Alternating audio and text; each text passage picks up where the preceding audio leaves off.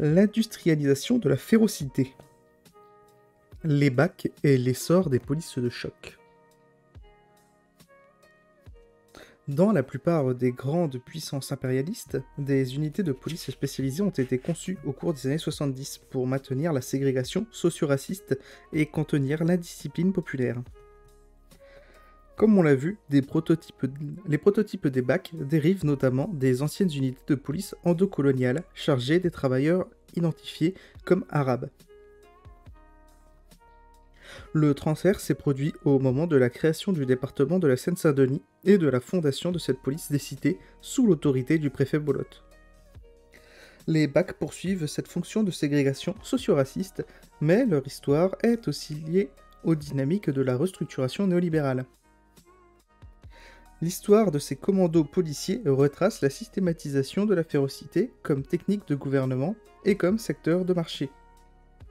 En France, la brigade anticriminalité, la BAC, représente à la fois une technologie de bannissement et de répression, une rationalisation industrielle de la coercition et l'un des rouages les plus sollicités d'une mécanique poussée à ses limites. Anatomie de la BAC. La BAC est une forme de police qui se déploie en petits groupes mobiles de 3 ou 4 policiers relativement autonomes, car disposant de capacités judiciaires.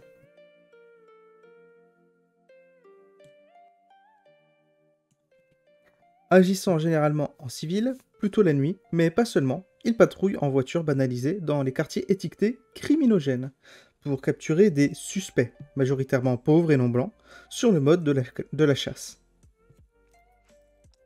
Malgré leur nom, les brigades anticriminalité sont avant tout chargées de la petite et moyenne délinquance, c'est-à-dire les indisciplines et les illégalismes populaires, ceux qui, dans une société structurellement inégalitaire, leur assurent une mobilisation constante. Unité d'intervention particulièrement agressive, fondée sur le harcèlement et la provocation, la BAC a été reconnue par les administrations et les gouvernements successifs comme une forme de police particulièrement efficace, rentable et performante, et productive.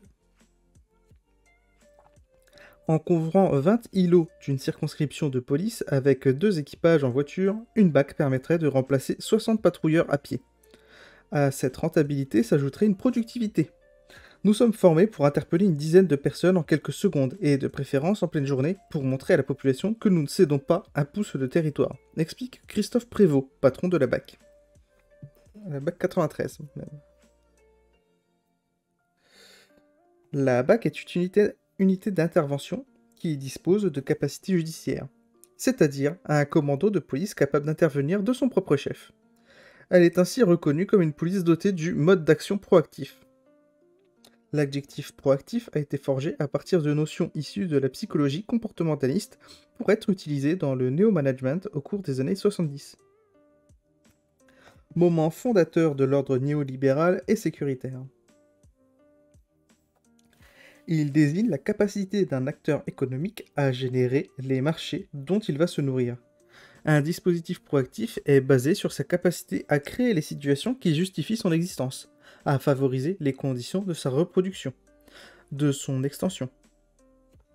Une unité de police proactive crée les menaces qu'elle provoque, qu'elle est censée réduire en suscitant, en laissant faire, en provoquant, voire en fabriquant des désordres pour mieux s'en saisir, et capturer les corps suspectés.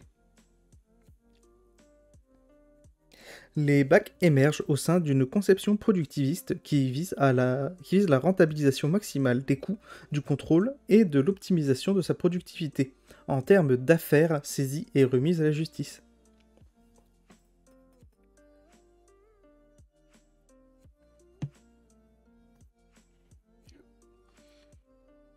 Une mise à disposition, MAD, consiste à livrer un suspect justiciable à un officier de police judiciaire, OPJ.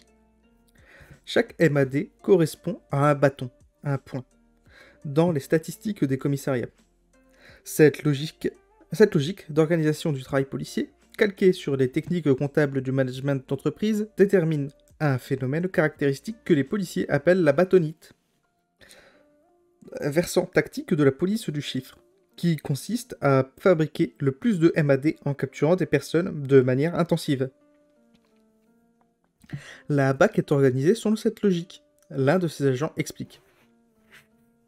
Et puis, il faut appeler un chat un chat. Si on respecte le code de procédure pénale, qu'on attend d'avoir un motif légal pour faire un contrôle, on ne contrôle jamais.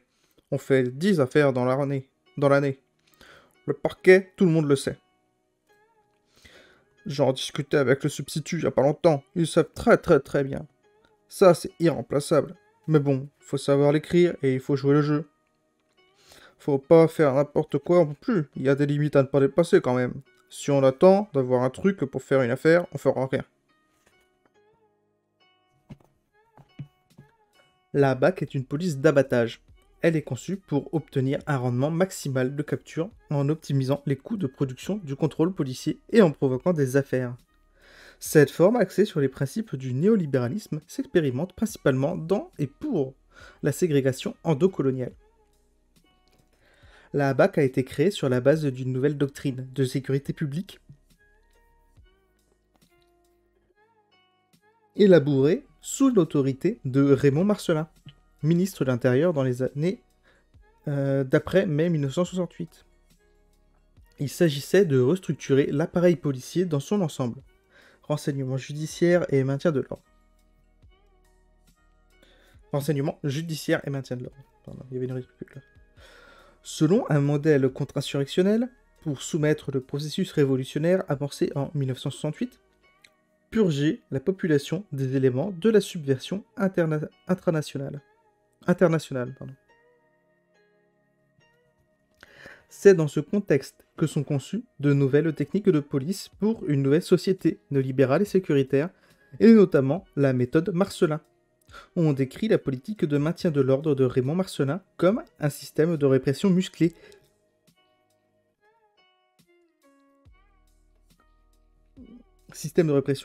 Qui aurait consisté à laisser se développer le désordre aux seules fins de mieux le réprimer et donc, dans beaucoup d'opérations de police, de faire intervenir les forces de l'ordre avec un retard délibéré. Le volontarisme et la discrétion, la tenue civile, le virilisme exacerbé, l'autonomisation et l'obsession pour la traque caractérisent déjà les brigades spéciales de nuit, BSN, et les brigades de surveillance de la voie publique, BSVP, qui, on l'a vu, voient le jour et se développent durant ces années-là. La police de choc remet en cause le modèle de répression classique en appliquant à l'ensemble des classes populaires des techniques historiquement réservées à des corps d'exception. Tout au long des années 70, la question de l'abolition des brigades spéciales revient régulièrement dans les hautes sphères de l'État.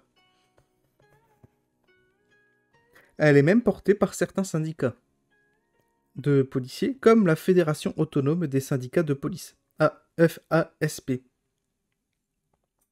ou le Syndicat national autonome des policiers en civil, SNAPC, qui critique en particulier l'autonomisation judiciaire des unités spécialisées. Depuis sa fondation, la forme BAC pose un véritable problème à l'intérieur des forces de l'ordre, car l'efficacité dont elle se revendique réside dans sa capacité à produire des désordres gérables. L'anticriminalité ne s'est pas imposée aisément, car depuis son origine, elle est porteuse d'une dynamique de restructuration du pouvoir policier.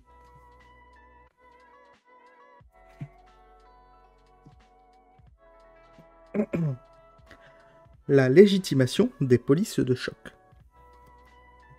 Dans la nuit du 1er au 2 février 1980, à Valenton, vers 1h du matin, 2 braqueurs en civil montent un barrage à proximité de la cité de Poligny. La cité des Poligny. Ils prennent en chasse Abdelkader Grib, 16 ans, qui n'a pas de permis et tente de s'enfuir. L'un des baqueux le rattrape dans une cage d'escalier et lui met une balle dans la tempe. Une semaine plus tard, dans la nuit du 10 au 11 février 1980, un policier de la BSN de Nice, Philippe Maziz, surveille en civil, dans une voiture banalisée, tout feu éteint, des présumés cambrioleurs. 4 inspecteurs de l'anti-gang, brigade de recherche et intervention, BRI, trouvent suspecte l'attitude du fonctionnaire et prennent sa voiture en tenaille. Le policier Maziz prend peur, sort son arme et reçoit 5 balles dans le corps. Il meurt sur le coup, aux pieds de ses collègues. Ces 2 affaires relancent les réseaux policiers et politiques qui ont pris parti pour la dissolution des brigades spécialisées et la conservation d'un modèle classique de police. Mais l'attrait particulier pour la productivité des BAC va constituer une raison suffisante pour les conserver et les développer. Dans un rapport en date du 15 septembre 1980, le commandant Durand écrit « La BAC, on ne peut le nier, est un service rentable. Il ne s'agit pas de satisfecit. Gratuit ou présomptueux, mais de la vérité toute simple. Dans le premier trimestre 1980, la BAC a battu tous les records de mise à disposition des OPJ depuis sa création en 1971.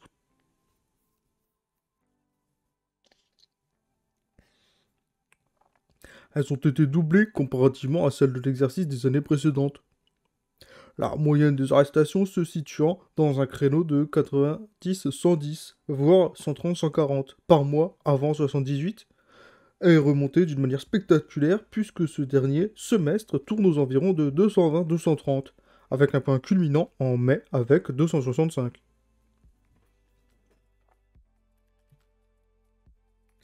Malgré les promesses du candidat François Mitterrand, en 1980, les BSN ne sont pas dissoutes.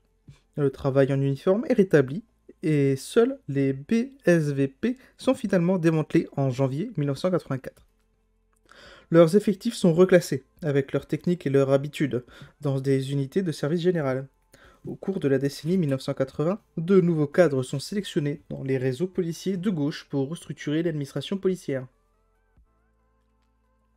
C'est la gauche aux commandes et de la police et de l'État qui amorce l'adaptation des brigades anticriminalité à l'ordre médiatique en orchestrant leur légitimation.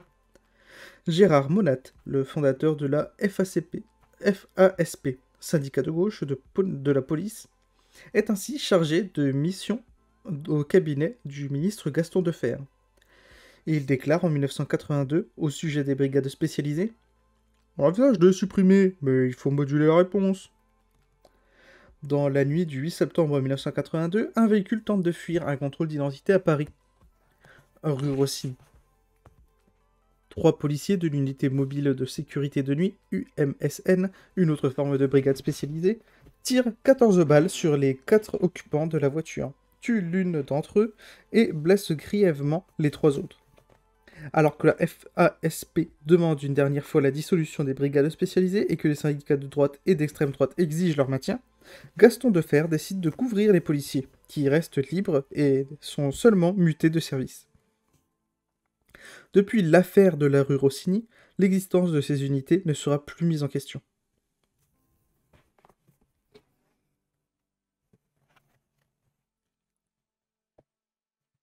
Cette légitimation permet aux brigades spécialisées d'expérimenter conjointement toute une série de techniques et de matériel, en faisant valoir la puissance des véhicules volés par les délinquants. Une série de... Attendez, j'ai loupé une ligne, je crois. Cette législation permet aux brigades spécialisées d'expérimenter conjointement toute une série de techniques et de matériel.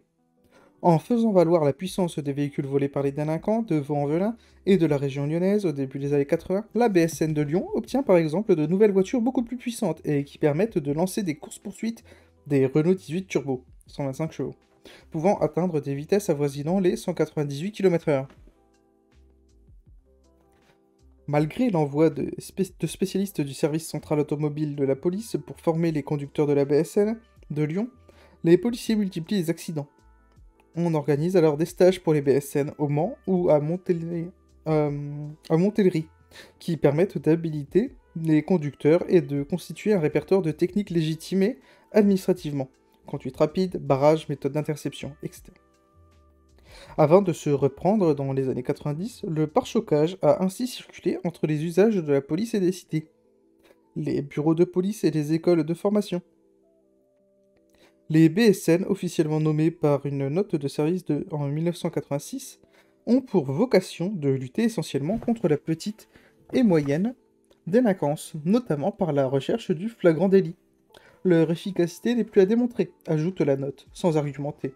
Leur existence est ainsi complètement légitimée au sein de la sécurité publique. La tenue civile est rétablie dès 1988 par une note de service du directeur général de la police nationale, Robert Broussard.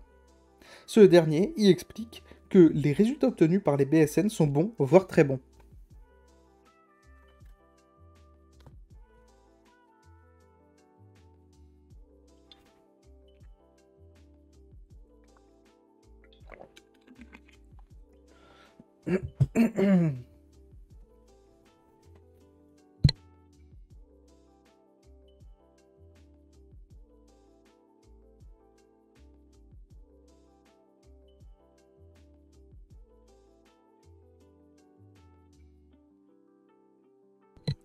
Durcir la cuirasse pour économiser le glaive.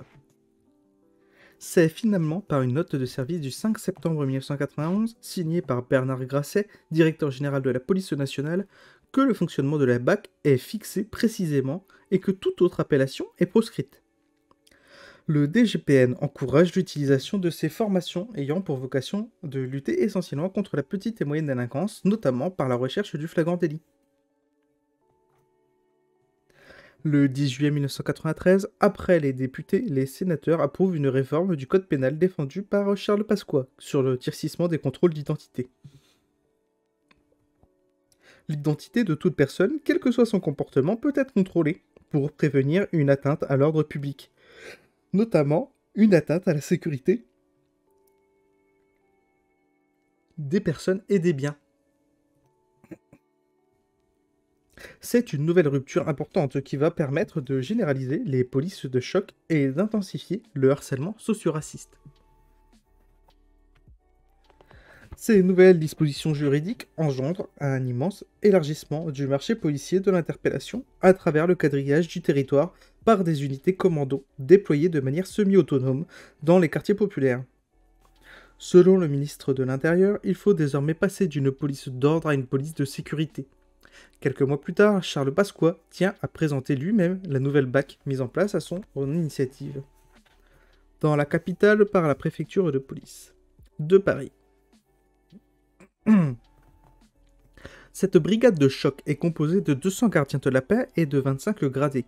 Le 28 avril 1994, au cours d'une table ronde, il présente un plan industriel, un plan sur la sécurité intérieure et annonce un programme industriel. S'attacher à poser les fondements d'une nouvelle organisation de la police nationale. Lui apporter de nouvelles conditions de travail. Lui donner les moyens en hommes, en matériel et en méthodologie pour jeter les bases de la police du XXIe siècle. La généralisation des BAC sur les territoires urbains est l'une des trames décisives de la restructuration contre-insurrectionnelle de la police. Durant les années 90, une nouvelle phase de développement du capitalisme néolibéral prend forme. Dans le champ de la production du contrôle, elle se caractérise par l'ouverture des marchés privés de la sécurité, c'est-à-dire la privatisation progressive de certains secteurs du contrôle, de la surveillance et de la répression jusque-là réservés à l'État et le développement de la sous-traitance et des partenariats privés-publics. Ce processus détermine une restructuration néolibérale de l'appareil policier, notamment par la réduction des budgets de ressources humaines, pour investir dans l'équipement, la recherche et le développement technologique et les unités spécialisées, c'est-à-dire les secteurs qui profitent à l'industrie privée de la sécurité. Le 24 janvier 1995, au Palais des Congrès de la Porte Maillot, devant 1500 commissaires de police, Charles Pasqua assure que le gardiennage des immeubles ou la vidéosurveillance permettront d'économiser nos effectifs pour les placer sur la voie publique, là où les honnêtes gens aiment les voir. Il faut durcir la cuirasse pour économiser le glaive.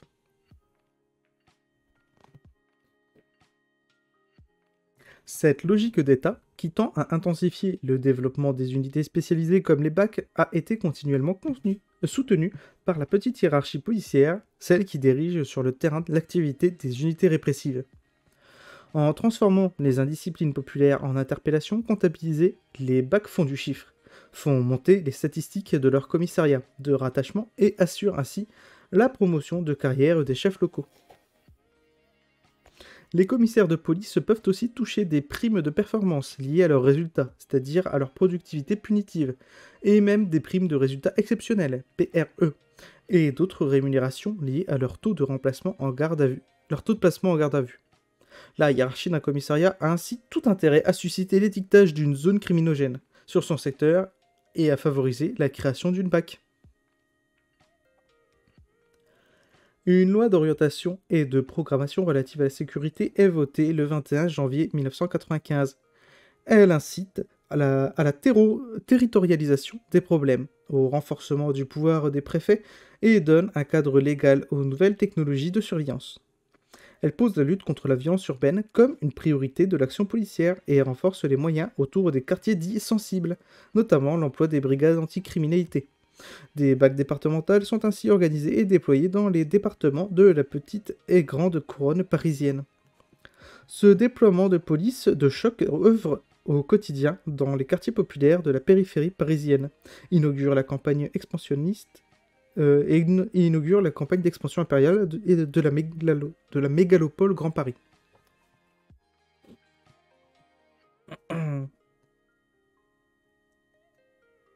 Cette généralisation des BAC sur le territoire est liée de très près à l'essor de l'armement dit sublétal. De l'armement dit sublétal.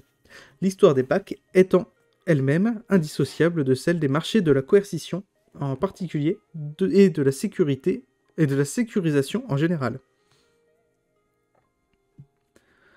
Les unités spécialisées sont des formations qui revendiquent continuellement d'être dotées de matériel d'exception, à la pointe des évolutions technologiques.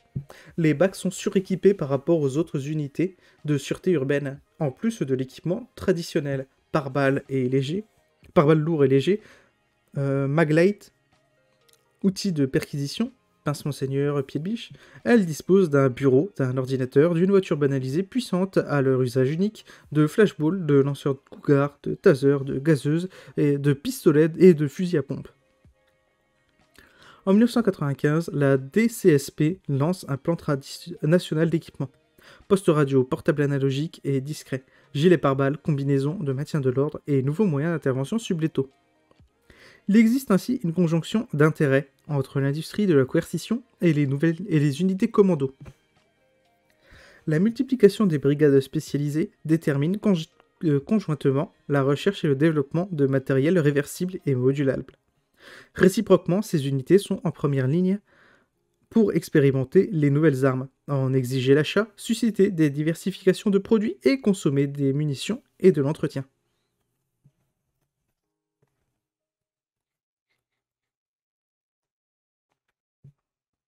Renforcement des BAC et expansion des violences policières.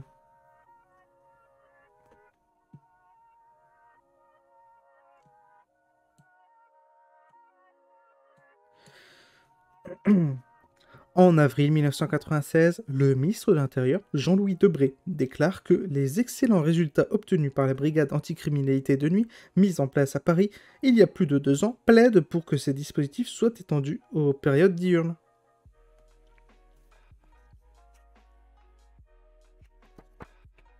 Des BAC de jour sont ainsi créés à Paris, reconstituant un sous-secteur diurne du marché de la police de choc.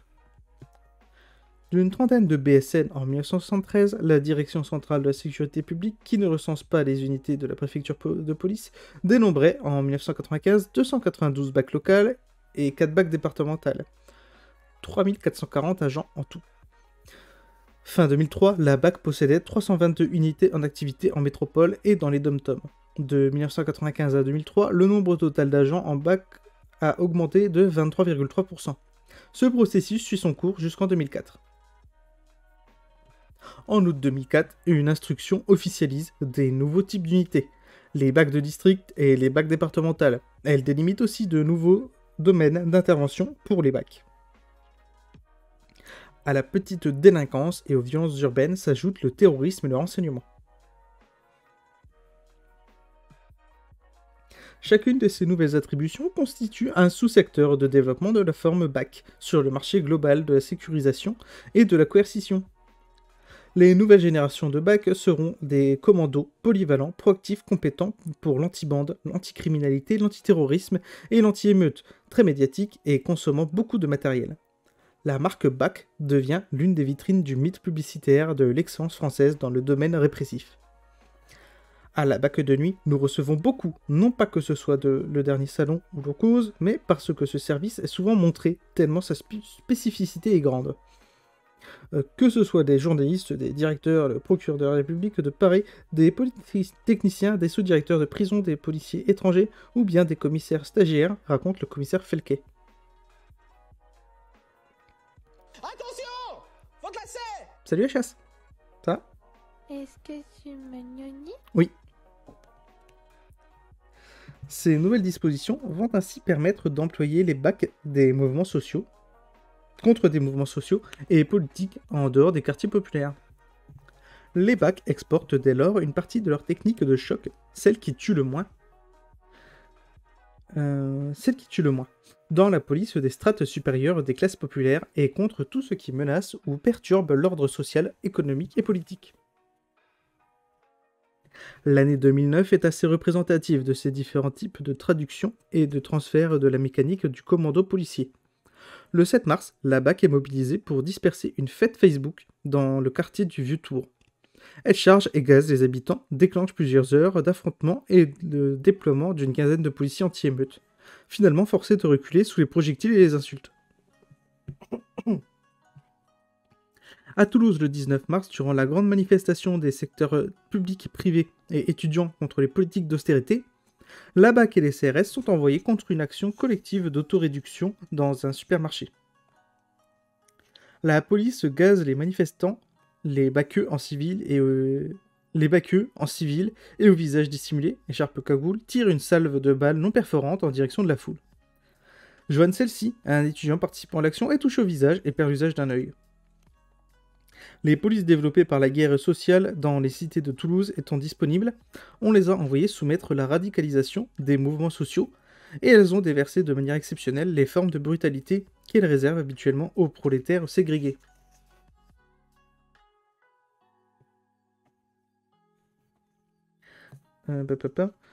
L'opération autoréduction dans un supermarché, petite précision, c'est un petit pillage en règle.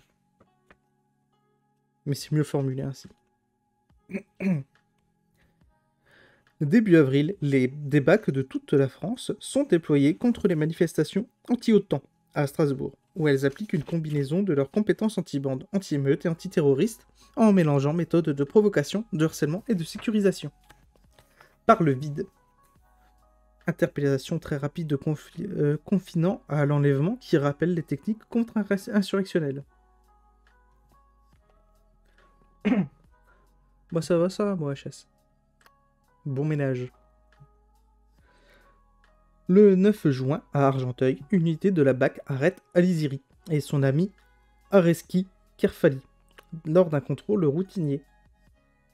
Pas routinier. Les deux retraités algériens de 69 et 60 ans viennent de faire un repas de retrouvailles arrosé. Ils sont menottés dans le dos et embarqués dans un véhicule de police vers le commissariat. Durant le trajet, les policiers font subir un pliage, une technique d'immobilisation qui consiste à maintenir par un appui dorsal la personne assise avec la tête sur les genoux, provoquant une asphyxie posturale. Aliziri est débarqué et traîné dans le commissariat où il est laissé au sol, toujours menotté, la tête dans ses vomissements. Il tombe dans le coma et est transporté à l'hôpital où il décède 2 jours plus tard. La police et le procureur évoquent une malformation cardiaque pour expliquer le décès. Un collectif Vérité et Justice pour Aliziri, composé d'habitants d'Argenteuil, se mobilise pour obtenir une contre-expertise. L'autopsie révèle alors 27 hématomes et la mort par asphyxie, suite au pliage. La technique du pliage a été interdite par la seule police de l'air et des frontières, PAF, pour la seule police de l'air et des frontières, PAF, après la mort de Ghetu Agos Mariam en 2003. Le pliage et le plaquage ventral ont fait l'objet de 2 instructions du ministère de l'Intérieur en 2008 et 2015, lesquelles rappellent que la compression du thorax ou de l'abdomen doit être la plus courte possible, pour ne pas être mortelle. Ces techniques restent aujourd'hui licites et pratiquées. Après 7 années de combats judiciaires au cours desquels 3 juges d'instruction se sont succédés, aucun acte d'enquête n'a été effectué. Un premier non-lieu est confirmé en octobre 2012 par la Cour d'appel de Versailles. Un second par la Cour d'appel de Rennes en février 2016, après 2 passages en cour de cassation. La famille et les soutiens d'Aliziri poursuivent le combat jusqu'à la Cour européenne des droits de l'homme, CEDH, où ils obtiennent en 2018 la condamnation de l'État français à verser 30 000 euros pour dommages moraux et 7 500 pour frais et dépens à la fille d'Aliziri pour négligence du droit à la vie. Putain. Le 8 juillet 2009, un réalisateur de 34 ans, Joachim Gatti, participe à un rassemblement de soutien à Montreuil contre l'expulsion d'une clinique désaffectée, occupée et transformée en lieu de vie populaire. Un baqueux lui tire dessus au flashball. Un baqueux lui tire dessus au flashball et lui fait perdre l'usage d'un œil. Les CRS n'étant pas disponibles ce jour-là, on a pris les policiers qu'on avait sous la main, explique un responsable hiérarchique. L'expansion de la forme BAC correspond ainsi à l'extension de la férocité par-delà les frontières du socio-apartheid. Toute l'histoire de ces unités traduit l'institution d'une forme de gouvernement par la brutalité. Le 9 mai 2008, à Grasse, un directeur de banque refuse un retrait à Abdelhakim Hajimi, 22 ans, et appelle la police. 2 agents de la BAC interviennent et interpellent Abdelhakim. Soutenu par 9 policiers municipaux venus en renfort, les baqueux lui font subir une clé d'étranglement. Ils maintiennent la prise jusqu'à ce que son visage devienne violacé. En pleine rue, sous le regard d'une quinzaine de témoins. Abdelhakim Hajimi est embarqué dans un véhicule de police et arrive mort au commissariat. Selon Laurent Lobry, secrétaire départemental du syndicat Alliance, les 2 agents de la BAC n'ont fait qu'appliquer des règles d'intervention enseignées à l'école de police. La mort d'Abdelhakim Hajimi est bien un meurtre d'État, le produit d'une collaboration rationnelle et technique des institutions. Les policiers de la BAC ont continué à travailler à Grasse. Il leur est arrivé de passer sous les fenêtres de Boubaker Hajimi, le père de Hakim, et de croiser ses amis dans la rue, de les narguer et de les menacer. La justice a finalement prononcé 18 et 24 mois de sursis contre les 2 baqueux. Cette décision entérinait par la voie judiciaire l'emploi de la clé d'étranglement en punissant ce meurtre comme un simple délit. L'institution judiciaire légitimait en outre la mise à mort d'Abdelhakim Hajimi comme si elle n'était pas un crime, comme s'il n'était pas un être humain de plein droit. Mais ce verdict a tout de même déclenché la colère de nombreux policiers en reconnaissant l'existence d'un homicide. C'en était déjà trop pour quelques 200 policiers de Grasse, Cannes, Antibes, Cagnes-sur-Mer et Nice qui manifestèrent devant le commissariat de Grasse et déposèrent une banderole « Soutien à la BAC de Grasse » sur les marches du commissariat le 28 février 2012. Un comité de soutien, vérité et justice pour Hakim Hajimi réunissait les proches des proches et des habitants de Grasse.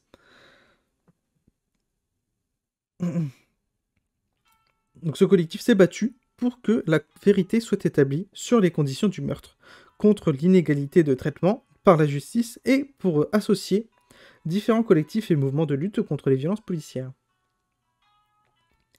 À mesure qu'elle s'étend et partout où elle se déploie, la technologie BAC délimite des terrains de confrontation, des résistances collectives et des luttes sociales se tissent partout où la BAC passe.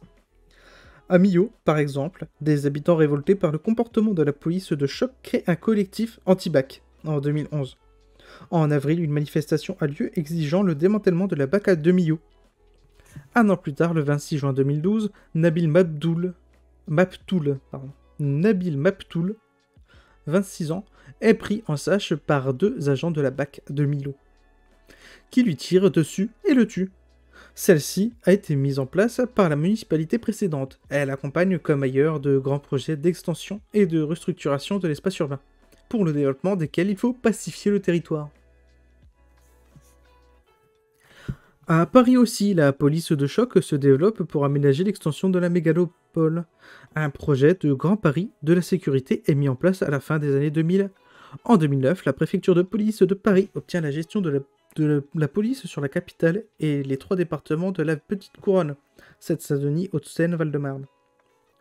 Elle crée à cette occasion une compagnie de sécurisation de jour, qui regroupe les compagnies de sécurisation de Paris et de Seine-Saint-Denis, les brigades anticriminalité départementales, une partie des BAC de secteur parisien, une partie des compagnies départementales d'intervention de la Petite Couronne, et une brigade anticriminalité de nuit La BAC Grand Paris, qui regroupe l'ensemble des moyens intervention de nuit.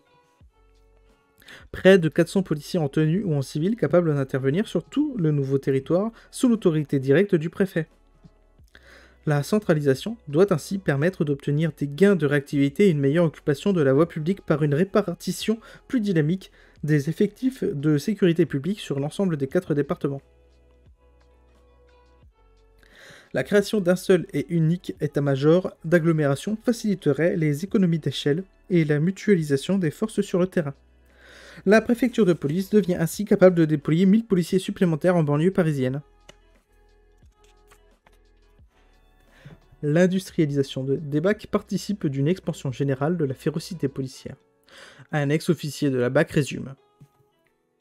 En BAC, dans le jargon, ils disent « Nous, on est des chasseurs, on n'est pas comme les autres. Les autres, c'est des soldats. » Avant, il y avait une BAC ou deux. Une BAC, c'est exceptionnel. Maintenant, il y a la BAC civile, la BAC de nuit, la BAC 75 qui couvre tout Paris, les BAC d'arrondissement, une BAC dans le métro, BAC jour, BAC nuit, et il y a des BAC partout. Il y a une nouvelle manière de concevoir le métier qui a été mis en place. Je pense qu'on est passé à autre chose, à une autre conception de la police.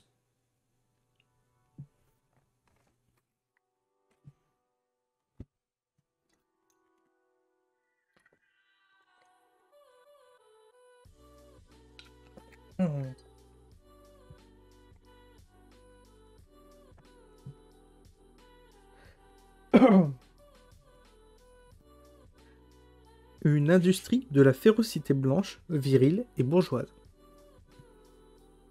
La férocité policière ne découle pas d'accès de fureur spontanée. Elle n'est pas la dérive résiduelle de minorités radicalisées de la police. C'est le produit d'un système et de techniques expérimentées, légitimées et soutenues par des protocoles rationalisés. Les BAC sont formés pour produire certaines formes de violence susceptibles d'assurer la reproduction des rapports de domination de classe, de race et de genre, en étant elles-mêmes le produit de ces rapports sociaux, économiques et politiques. La police des cités distribue et met en pratique la férocité des classes dominantes à l'égard des plus pauvres, en marquant directement leur corps et leurs esprits. L'agressivité et l'arrogance de la BAC font ainsi mécaniquement écho à l'agressivité capitaliste et à l'arrogance bourgeoise. La police de choc s'étend comme courroie de transmission de la férocité des dominants. Une association mécanique entre pauvreté et délinquance est déclinée pour justifier le contrôle raciste et la focalisation sur les non-blancs. Les non-blancs seraient particulièrement délinquants parmi les plus pauvres. Un policier de la BAC civile d'arrondissement de Paris expose une méthodologie rationalisée du contrôle socio-raciste qui a été établi en tant que policier sur le terrain. Qu'il a établi en tant que policier sur le terrain. Et ça prend petit à petit. T'as des gens, des catégories, comme je dirais-je, de personnes qui font telle ou telle délinquance, et puis d'autres font telle ou telle chose. Ça s'apprend. T'as notamment les pickpockets, les tireurs. C'est souvent des gens, tu vois, des blédards. On appelle des gens qui viennent du Maghreb. C'est des mecs qui sont en situation irrégulière en France. Ceux qui vendent la cam, ceux qu'on appelle les moudous, c'est des blacks, généralement, sont des Sénégalais, des Ivoiriens, des Arirois. Bon, ensuite, les vols à l'arraché, par exemple, c'est des petits jeunes de cité. En gros, ça te permet, quand tu vois dans la rue des choses comme ça, de te dire « Ah bah tiens, lui, il est peut-être à la tire. Lui, c'est peut-être un cambrioleur. » Ça, et ça prend à force d'en faire. Le mélange des catégories de classe et de race dans l'imaginaire du Baqueux pour sélectionner un segment de population ou une proie dans la foule est directement lié à son désir de multiplier les flagrants délits. Les BAC intensifient et rationalisent les mécanismes des formes de violence parce qu'elles leur paraissent rentables et efficaces pour ramener des crimes comme ils disent. Les BAC sont des formations composées très majoritairement d'hommes blancs, ceux considérés comme les élites du plus bas niveau de la hiérarchie policière. Des femmes et des non-blancs y collaborent en minorité et y reproduisent un comportement collectif fasciné par l'exercice de la coercition et de la reproduction de l'ordre social. Les Baqueux tirent du prestige de cette position et conçoivent leur métier et leur vie à travers la mystique virile du chasseur. Les représentations et les gestes issus des répertoires historiques de la domination patriarcale structurent tout leur rapport au territoire et à la population. La correspondance entre la figure de la cité et celle de la femme insoumise dans l'idéologie dominante est frappante. La représentation de la cité comme une entité féminine, sensible, hystérique, qui s'émeut, sans raison, et qu'on peut frapper pour la calmer, traverse toute la société impérialiste et en particulier ses appareils répressifs. Le commissaire Felquet, chargé d'une BAC de nuit en banlieue puis à Paris, compare son rôle de chef à un rôle de père. La BAC, c'est une grande famille où chacun a sa place, chacun tente de la faire vivre au mieux et tout le monde se retrouve quand il y a un problème ou blessé. Là, le chef doit prendre aussi son rôle à sa place. Beaucoup de policiers considèrent la police comme une famille. Ils voient la société de la même manière et accusent généralement le manque d'autorité des pères pour expliquer la délinquance. Démission parentale. Les policiers de voie publique et les baqueux en particulier se perçoivent comme des figures d'autorité chargées de redresser une société malade, diminuée, femelle. Ils opposent de cette manière la répression et le social, connoté négativement, qui les renvoie à la faiblesse et à la féminité. Nounou, assistance sociale, maman. La policière Sihem Swede décrit l'enchevêtrement du virilisme et la férocité raciste et bourgeoise chez un policier de la BAC d'Orly. Un jour, je surprends la brute en train de s'en prendre à un sans-papier. Il le fait comme son habitude, en outrepassant ses droits et en abusant de son pouvoir. J'ai toujours pensé que le racisme n'expliquait pas à lui seul le comportement de ce genre d'individus. Je crois qu'ils éprouvent une espèce de plaisir pervers à s'acharner ainsi sur quelqu'un à leur merci. Il doit être conforté dans sa virilité en écrasant les autres. La policière raconte qu'elle a pu empêcher ces pratiques car ce collègue était protégé par le numéro 2 du service, que la direction était au courant des brutalisations systémiques de cette unité comme du fait qu'elle organisait des trafics de marchandises dans l'aéroport et qu'elle enfermait des non-blancs en règle juste pour faire du chiffre. La BAC d'Orly a été reconduite, ces pratiques ont été validées institutionnellement. Les policiers ont recours à différents régimes de violence symbolique et physique, selon qu'ils veulent soumettre des hommes et des femmes. Ils emploient des techniques de vexation à l'égard de ceux qu'ils pensent pouvoir blesser en mettant en doute leur virilité, en les désignant comme féminins, homosexuels, dévirilisés. Les policiers prédateurs discriminent très nettement leur comportement en fonction du genre de leur proie. Ils appliquent aux femmes des registres de violence symbolique en les accusant de mauvaise moralité ou de mauvaise maternalité, en cherchant à les enfermer dans un espace de la domesticité et de la sexualité. Si elles sont moins souvent tuées par la police, les femmes des quartiers populaires subissent aussi les insultes et les brimades, parfois les tabassages, les charges et les gaz, mais aussi les menaces de viol, les intimidations sexuelles et toutes sortes de violences à caractère sexiste. Autant de violences qu'elles subissent des hommes en général, mais qui sont renforcées par la sécurité que confère l'uniforme à leurs auteurs. Ce principe culmine dans le rapport des policiers prédateurs avec les femmes qu'ils considèrent les plus inférieures, les femmes non blanches des quartiers populaires. Ce n'est pas par hasard que les BAC se trouvent en première ligne pour mettre en œuvre les nouvelles dispositions juridiques islamophobes et sexistes de 2011. Interdiction de la dissimulation du visage, visant à bannir les femmes voilées de la rue après les avoir bannies des administrations, des écoles, du monde du travail ou même de leur voiture. En juillet 2012, en une semaine, la BAC procède à 2 tentatives de dévoilement à l'encontre de femmes portant un voile dans la rue. La BAC expérimente quotidiennement le renforcement du pouvoir policier par l'industrialisation d'une féroce virilité blanche et bourgeoise.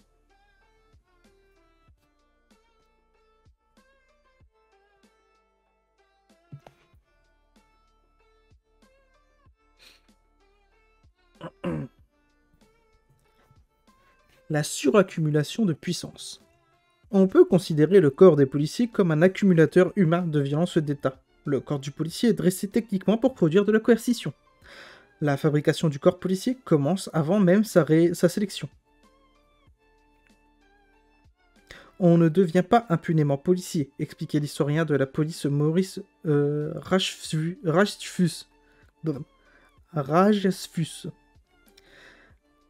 C'est-à-dire qu'on ne s'engage pas, qu'on ne persiste pas sans prédisposition, dans un métier dont la caractéristique principale est de pouvoir y employer légalement la violence. Il existe une inclinaison psycho-affective particulière chez les postulants au métier de policier. Deux profils sociaux se distinguent clairement. Des fils de policiers entrant très tôt dans la profession et déjà complètement socialisés, acculturés à l'habitus policier, et de jeunes hommes issus des classes populaires ayant enchaîné les emplois précaires et intégrant la profession plutôt par défaut et pour la sécurité de l'emploi.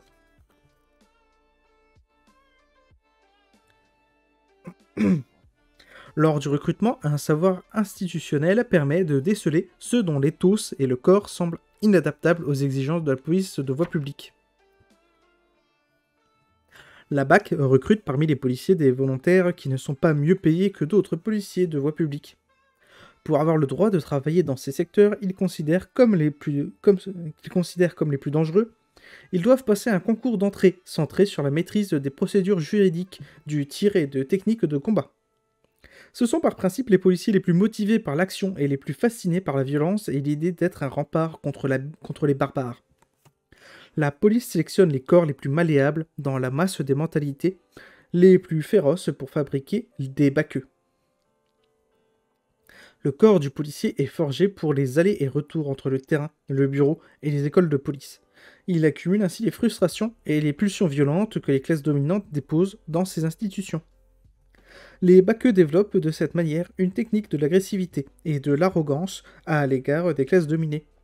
Leur attitude de défiance caractéristique leur est enseignée comme une méthode la plupart du temps sur le terrain, mais aussi parfois dès l'école de formation. Lors des patrouilles, il s'agit par exemple de fixer dans les yeux de manière insistante et agressive ceux que l'on veut provoquer. En principe, ces intimidations prétendent servir à révéler le crime ou le sentiment anti-flic caché dans les milieux réputés propices à la délinquance, en déclenchant la fuite de celui-ci qui se sentira suspecté ou le geste susceptible de justifier une arrestation, donc un bâton. Il m'est déjà arrivé d'être avec des collègues qui baissent les yeux, et ça, c'est pas bon, raconte un baqueux. L'agressivité typique du comportement des bacs est entretenue par des techniques rationalisées. La technique est bien connue. Quand quelqu'un n'est pas d'accord avec ce que tu fais, tu dis que la personne s'est rebellée et tu l'emmènes au poste. Il y a aussi des collègues qui provoquent ou qui inventent, explique un officier de police. L'autonomie relative des baqueux suscite continuellement leur créativité. Si j'en vois un qui crache, je te colle un PV. Et avec un peu de chance, ça se termine en rébellion, raconte un policier de la BAC fier de sa trouvaille.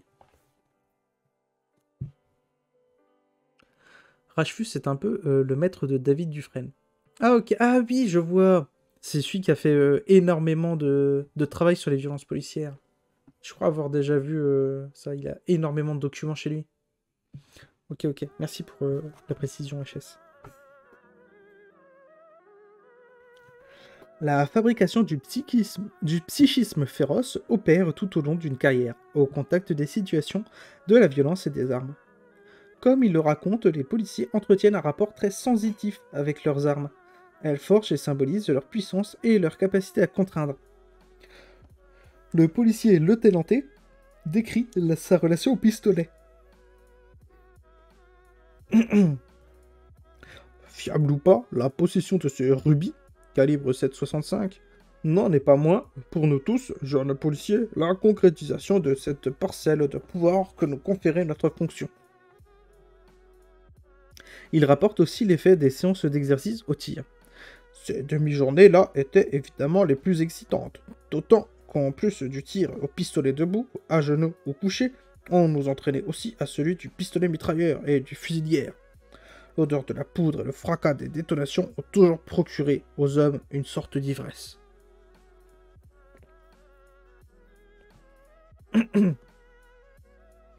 Ainsi, la mise à disposition d'armes intermédiaires pour les polices de choc s'appuie sur une restructuration complète du rapport psycho-affectif au pouvoir de l'arme à feu, étant lié à une utilisation très rare dans la vie d'un agent de police classique. Son corps et son psychisme étaient façonnés par la frustration, La férocité virile blanche et bourgeoise des unités de choc est structurée par le fait qu'elles peuvent tirer tous les soirs avec des lanceurs de balles non perforantes. Les baqueux sont en quelque sorte fabriqués par une obsession pour la capture et la coercition. Roger le Talenté invoque l'excitation des affaires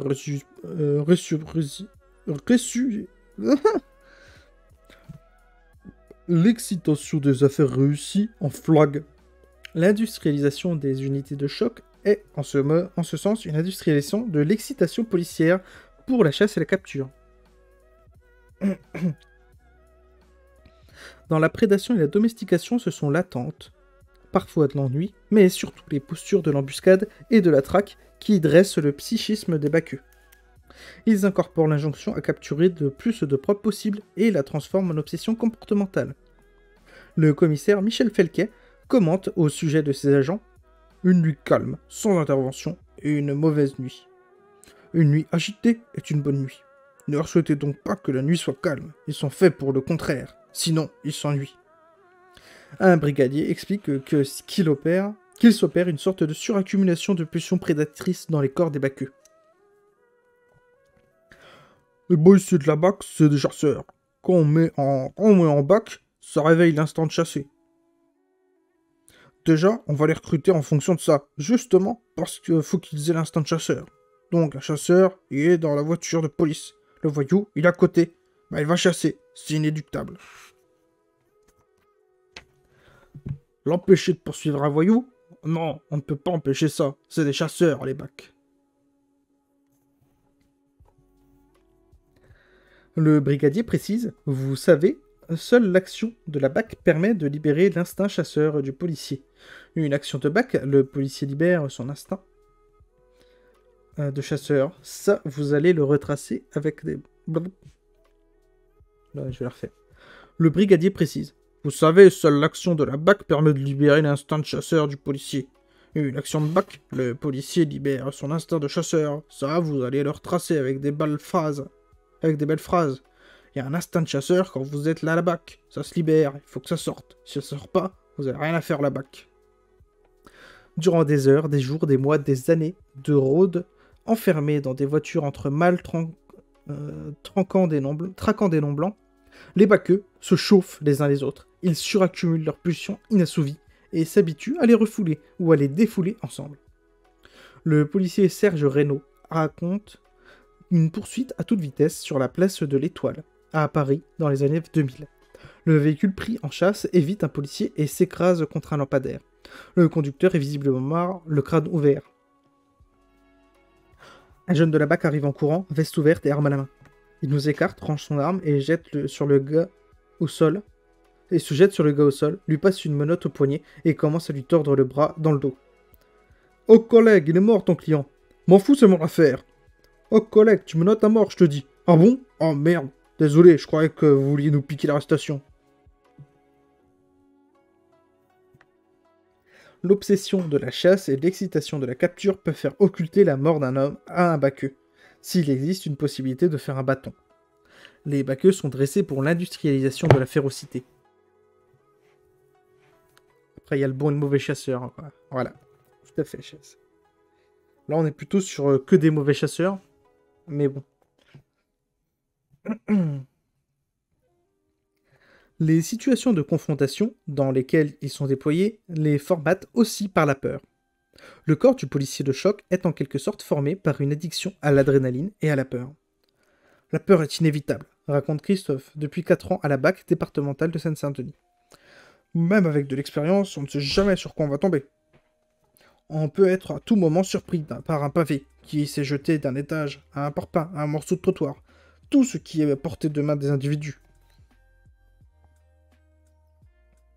Les policiers de la BAC sont venus par choix dans ce département, pour le prestige d'appartenir à la plus importante unité de BAC de France. 85 agents. Leur férocité est constituée de peur, de frustration et d'obsession morbide. La BAC 93 a d'ailleurs mis au point un service psychologique pour ces policiers, dont le nombre à faire carrière dans le département décline continuellement. Un major de la BAC observé par Didier Fassin menace ainsi des jeunes dans la rue. « S'il y a encore une voiture qui brûle ici, ou que je t'attrape, Celui qui a fait ça, je le tue et je l'enterre. Dans son enquête, l'auteur raconte qu'un commissaire avait eu du mal à retenir ses troupes de la BAC qui voulaient aller se faire justice elles-mêmes face à des jets de projectiles, S'affirmer sur le territoire, mettre le site à feu à sang. un policier de la BAC interrogé sur sa participation à la répression des révoltes de 2005 déclare J'ai eu la haine, et si j'avais pas pu en tuer un jeune émeutier, et si j'avais pu en tuer un jeune émeutier, ce soir-là, je l'aurais fait. Ce n'est pas professionnel du tout, mais ouais, j'ai eu la haine, je voulais en tuer, même 2, 3 jours, un mois après. Après, le temps a fait son effet, mais nous ne sommes pas sortis indemnes. Un autre policier de la BAC, intervenu à Grenoble en 2010, raconte On dit qu'ici qu'un flic du raid a eu dans la jumelle de son fusil un voyou perché sur un toit avec un lance-roquette et qu'il n'aurait pas reçu l'ordre de tirer. Si j'étais à sa place, j'aurais pu sur la détente. Et cela ne m'aurait pas empêché d'aller manger une pizza après. Est-ce qu'on attend qu'il pulvérise un fourgon de flics? Les flics vont se mettre à tirer. S'ils ne l'ont pas encore fait, c'est parce que la peur de perdre leur boulot est plus forte. Mais les flics en auront le bol. c'est un mal nécessaire. C'est un mal nécessaire. C'est vrai qu'on n'approuve pas leur manière d'agir, mais il faut reconnaître qu'on est bien content de les avoir parfois. Explique un commissaire chef d'une circonscription difficile du 9-3. Un haut fonctionnaire de la direction centrale de la sécurité publique décrit la BAC comme un chef de meute et une meute qui allait produire plus de dégâts en allant sur le terrain et en fonctionnant comme ça que régler les problèmes. Il fallait qu'on remette de l'ordre dans la BAC, parce que c'est elle qui fait le plus de dommages de l'extérieur.